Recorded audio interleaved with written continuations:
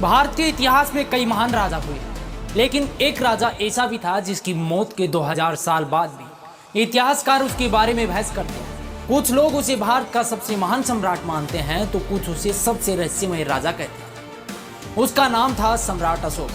लेकिन आखिर अशोक में ऐसा क्या रहस्य था? क्यों एक क्रूर विजेता अचानक शांति का दूत बन गया? और क्या सचमुच कलिंग युद्ध ने उसकी जिंदगी बदल दी?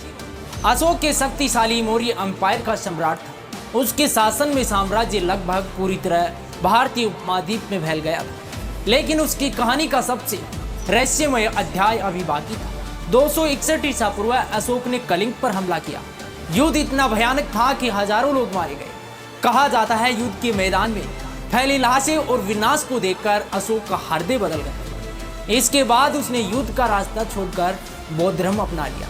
उसने अहिंसा, दया और शांति का संदेश फैलाना शुरू किया। लेकिन यहीं से रहस्य शुरू होता है। क्या एक शक्तिशाली विजेता सचमुच इतना बदल सकता है, या इसके पीछे कोई राजनीतिक कारण है? दिलचस्प बात यह है कि अशोक के बारे में हमें जो जानकारी मिलती है उसका बड़ा हिस्सा उसके अपने शिलालेखों से आता है। सदियों तक इतिहास अशोक को लगभग भूल चुका था। फिर 19वीं सदी में उसके शिलालेख पढ़े गए और दुनिया को पता चला कि भारत में कभी इतना विशाल साम्राज्य था। यानी इतिहास के सबसे महान सम्राटों में से एक लगभग 2000 साल तक रहस्य बना रहा। शायद यही कारण है कि अशोक को भारत के सबसे रहस्यमय राजाओं में गिना जाता है। एक ऐसा राजा जो पहले विजेता था, फिर शांति का संदेश वाहक बन गया, और जिसकी असली कहानी आज भी इतिहासकारों के लिए शोध का विषय है। आपके हिसाब से भारत का सबसे रहस्यमय राजा कौन था? अशोक, विक्रमादित्य या फिर चंद्रगुप्त मौर्य?